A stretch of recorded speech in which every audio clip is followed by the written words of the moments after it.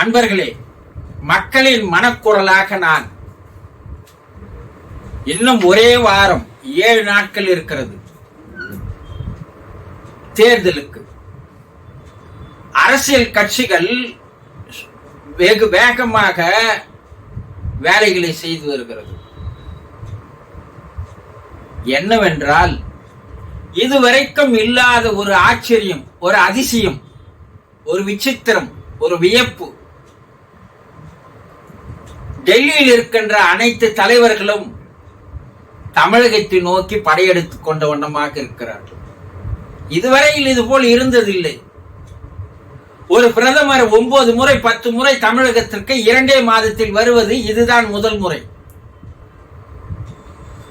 பிரதமர் வருகிறார், அமித்ஷா வருகிறார், உள்துறை மந்திரி வருகிறார், ராணுவ மந்திரி வருகிறார், நட்டா வருகிறார். இப்போது ஊறுக்காய் விற்ற, நைட்டி விற்ற நிர்மலா சீதாராமன் அவர்களும் வருகிறார்கள். தமிழகத்து மக்களை பிச்சை எடுக்கிறவர்கள், தமிழர்கள் பிச்சைக்காரர்கள் என்று சொன்ன நிர்மலா சீதாராமன் அவர்கள் எந்த முகத்தை வைத்துக் கொண்டு தமிழகத்து வாக்குகளை பிச்சை எடுப்பதற்காக வருகிறார்கள்? பிச்சை எடுப்பவர்கள் யார் என்று மக்கள் கேட்கிறார்கள். எங்களை பிச்சைக்காரங்கன்னு சொல்லிட்டீங்க, ஆனா அந்த பிச்சைக்காரன் எடுத்த பிச்சையிலேயே பிச்சை எடுக்கிறதுக்கு வரீங்கள நீங்க? எவ்வளவு கேவலமான, அருவருக்கத்தக்க, அசிங்கமான, அநாகரிகமான, கேடுகட்ட, மானங்கட்ட பிச்சைக்காரங்க நீங்க. இப்படி ஒரு மனுஷ ஜென்மமும் இருக்கிறீங்களே அப்படின்னு கேட்கிறாங்க மக்கள். பிச்சைத்தாளம் பெருமாள், அதை புடுங்க வருகிறது அனுமார் என்று சொல்கிறார்கள். இலங்கைக்கு அனுமார் படையெடுத்தது போல இன்று தமிழகத்தை நோக்கி எல்லாம் படையெடுத்து வருகிறது கூட்டங்கள். எதுக்காக இப்படி இவங்க படையெடுத்து வராங்க? பிரதமர் ஏன் இப்படி விடாப்பிடியாக வந்து நிற்கிறார்? அவரை அழைத்து வந்து ஒரு கோமாளியாக, ஒரு பப்புனாக மாற்றி வருகிறார்கள் என்பது சிறிது கூட புரியவில்லையா அவருக்கு? என்றால் இதனுடைய ரகசியம் எங்க வந்தது என்றால், சென்ற மாதங்களிலே ராகுல் காந்தி அவர்கள் பிரதமரை நேரடியாக பார்த்து ஒரு சவால் விட்டார். உன்னுடைய ஜம்பம், உன்னுடைய மாயாவித்தை, உன்னுடைய மயக்க வேலைகள் எல்லாம் வட மாநிலங்களில் நடைபெறும். தென் மாநிலங்களான தமிழகத்தில் உன்னுடைய பச்சா பலிக்காது.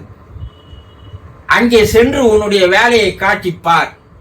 சவாலா என்று சொன்னார் இல்லையா? அடட, ஆமா. ராகுல் காந்தி போட்ட சவாலை அவர் நிறைவேற்றுவதற்காக இங்கே வந்து கொண்டிருக்கிறார் என்பது இப்போதுதான் தெரிகிறது. இங்கே சவால் நிறைவேறாது. இங்கே அவர்களுடைய பப்பு எடுபடாது. நாட்டையே கொள்ளையடித்து விட்டு இன்று தமிழகத்தை நோக்கி வந்து கொண்டிருந்தால் மக்கள் என்ன நினைக்கிறார்கள்? இந்தியாவையே கொள்ளையடித்தவர்கள் வந்து கொண்டிருக்கிறார்கள் பாருங்கள். கொள்ளை கூட்டம் வருகிறது பாருங்கள். கூடாரம் கூடாரமாக வருகிறது பாருங்கள். நீங்கள் ஏமாந்தால் உங்களுடைய துணியையும் உள்ளாடைகளையும் அவுத்து எடுத்து சென்று விடுவார்கள் பாருங்கள் என்றுதான் மக்கள் பேசுகிறார்கள். இதனால்தான் இவர்கள் அடிக்கடி வருகிறார்கள். தமிழகத்தை மாற்றி விடலாம், தமிழகத்தை கைப்பற்றி விடலாம், தமிழகத்தில் ஆட்சியை பிடித்து விடலாம். இந்த பகல் கனவு அவர்கள் உயிரோடு இருக்கிற வரை நடக்காது. ஏன்னா இது 50 ஆண்டு கால விழிப்புணர்வு பெற்ற மக்கள் இருக்கின்ற இடம். இனத்தோடு, குதிரத்தோடு, உதிரத்தோடு கலந்து இருக்கின்ற மக்கள் தமிழர்கள் என்பவர்கள். அவர்கள் நாடி நரம்புகளில் எல்லாம், உணர்வுகளில், உணர்ச்சிகளில் எல்லாம் தமிழன் என்ற வெறி இருக்கிறது தவிர வேறு அல்ல. பல துண்டாக வெட்டி போட்டாலும் மறுபடியும் ஒட்டிக்கொள்ளக்கூடியவர்கள் தமிழர்கள்.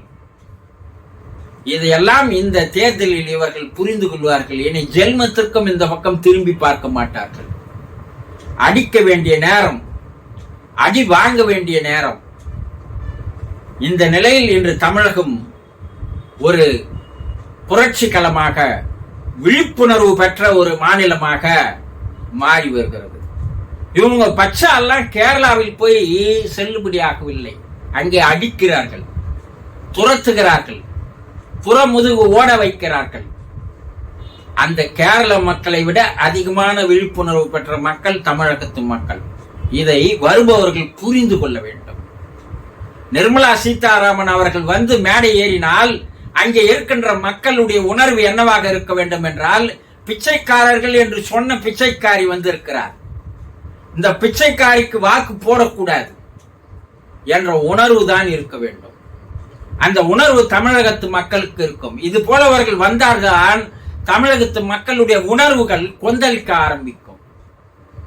இன்னும் ஒரு வாரத்தில் பார்த்து விடலாம். இப்போது நாம் நட்சத்திர தொகுதியாக இருக்கின்ற மோடிக்கும் நிர்மலா சீதாராமனுக்கும் பாராளுமன்றத்தில் ஒரு சிம்ம சொப்பனமாக, சிங்கமாக, காரி துப்பிய, முகத்தில் கரியை பூசிய ஒரு வேட்பாளர் நிற்கின்ற ஒரு தொகுதியை தான் பார்க்க போகிறோம். கரூர் தொகுதி. ஜோதிமணி அவர்கள் பாராளுமன்றத்திலே அவர்கள் பேசிய விவகாரங்கள், மோடியை திகைக்க வைத்த விவகாரங்கள், நிர்மலா சீதாராமனை அடித்த விவகாரங்கள் எல்லாம் நாட்டிற்கே தெரியும். காங்கிரசிலேயே ஒரு சரியான ஒரு நாடாளுமன்ற உறுப்பினராக சென்ற முறை பணியாற்றியது ஜோதிமணி அவர்கள் தான். அதில் எந்த விதமான சந்தேகமும் இல்லை. அவர்களை பார்க்கும்போது, ஜோதிமணியை உள்ளே பார்க்கும் போது பிஜேபியினருக்கு ஒரு கலக்கம் ஏற்படும். எப்படி பேச போகிறார் என்று. அவர்தான் கரூர் நாடாளுமன்ற தொகுதியில் மறுபடியும் நின்றிருக்கிறார். ஜவுளி உற்பத்தி அதிகமாக இருக்கின்ற இடம், பஸ் லாரிகளை கூண்டு கட்டுகின்ற தொழிற்சாலைகள் அதிகமாக இருக்கின்ற இடம், கொசுவலை உற்பத்தியிலே அதிகமாக திகழ்கின்ற இடம் அந்த தொகுதி. அந்த தொகுதியில் இதுவரை நடைபெற்ற நாடாளுமன்ற தேர்தல்களில் 17 நாடாளுமன்ற தேர்தல்களில் 7 முறை காங்கிரஸ், 6 முறை அதிமுக, அதில் 4 முறை தம்பிதுரை நின்று வெற்றி பெற்றிருக்கிறார். ஒரு முறை திமுக வெற்றி பெற்றிருக்கிறது. ஏன்னா அது காங்கிரஸ் தொகுதி, காங்கிரஸ் வாக்காளர்கள் அதிகமாக இருக்கின்ற தொகுதி. அதனால் எப்போது கூட்டணி வந்தாலும் காங்கிரசுக்கு அந்த இடத்தை ஒதுக்கி விடுவார்கள். கரூரில் அந்த தொகுதியில் 6 சட்டமன்ற தொகுதிகள். கரூர் திமுக, செந்தில் பாலாஜி வெற்றி பெற்ற தொகுதி. இன்று செந்தில் பாலாஜி சிறையில் இருந்தாலும் கூட அவருடைய தொண்டர்கள் சுழன்று சுழன்று வேலை செய்து வருகிறார்கள். கரூர் தொகுதி மக்கள் செந்தில் பாலாஜி சிறையில் அடைத்திருப்பதால் ஒட்டுமொத்த வாக்கும் ஜோதிமணிக்கு விழுவதற்கு தான் வாய்ப்புகள் அதிகமாக இருக்கிறது. கிருஷ்ணராயபுரம் இருக்கிற தொகுதி திமுக, அரவங்குறிச்சி தொகுதி திமுக. இப்போது கோயம்புத்தூரிலே நின்றிருக்கிறாரே, பெரிய வாய் சவடால் பேசுகிறாரே, அனைத்தையும் கிழித்து தொங்க விடுவேன் என்று சொல்கிறாரே, வாயிலேயே பந்தல் போடுகிறாரே, அவர் நின்று தோற்று செருப்படி வாங்கி ஓடிய தொகுதி அது. யார் தெரியுதுங்கிறத உங்களுக்கு? அவரேதான்.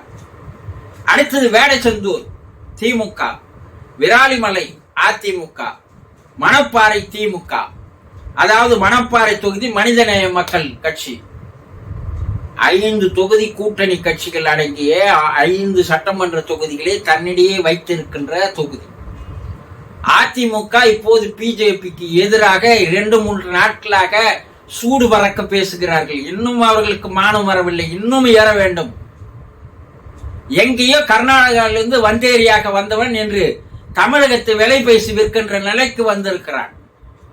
அவனை எதால் அடிக்க வேண்டும் என்று மக்கள் தான் முடிவு செய்ய வேண்டும். விவசாயம் அதிகம் இருக்கிற தொகுதி, சாயப்பட்டறை அதிகம் இருக்கிற தொகுதி, அதே நேரத்தில் கைத்தறி விசைகள் அதிகமாக இருக்கிற தொகுதி.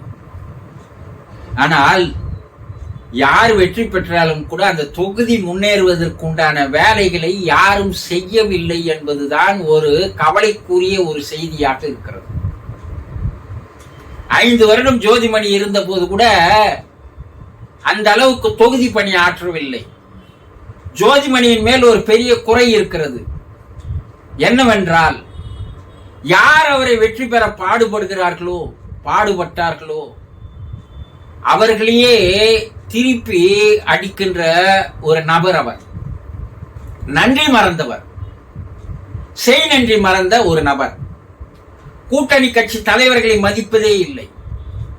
செந்தில் பாலாஜி இல்லை என்றால் போன்ற முறை வெற்றி பெற்றிருக்க முடியாது.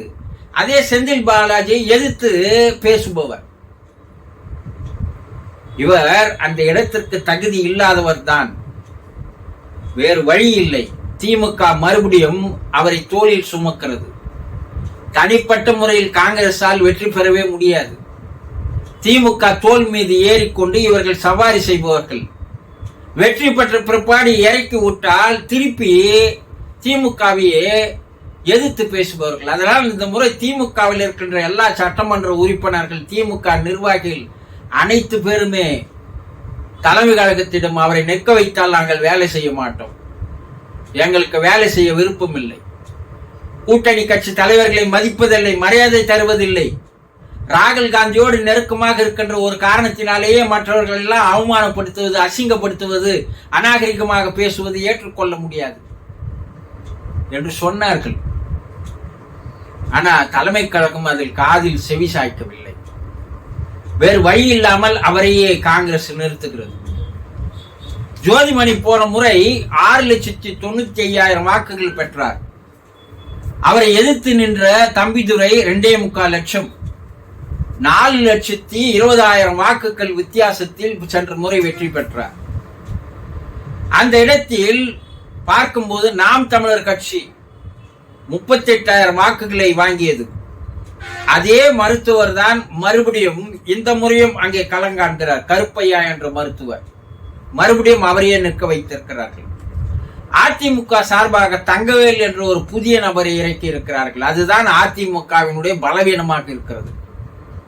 எடப்பாடியார் எதற்காக இப்படி சதி செய்கிறார் என்று தெரியவில்லை. பிஜேபி சார்பாக செந்தில்நாதன் என்று நிறுத்துகிறார். புதுமுகம், வெகு எளிதாக தூசு தட்டிவிட்டு சென்று விடுவார்கள். கள நிலவரப்படி பார்த்தால் இப்போதும் ஜோதிமணிக்கு தான் வெற்றி வாய்ப்பு இருக்கிறது. இந்த முறையாவது வெற்றி பெற்றால் கூட்டணி கட்சி தலைவர்களை மதிப்பாரா, மறுபடியும் அசிங்கப்படுத்துவாரா என்பது தெரியவில்லை. இதையெல்லாம் பார்த்து கொண்டும் திமுக அமைதி காப்பது என்பதுதான் வருத்தத்துக்குரிய செய்தியாக இருக்கிறது. ஜோதிமணிக்கு வெற்றி வாய்ப்பு அங்கே பிரகாசமாக இருக்கிறது என்பது தெரிய வருகிறது. வணக்கம்.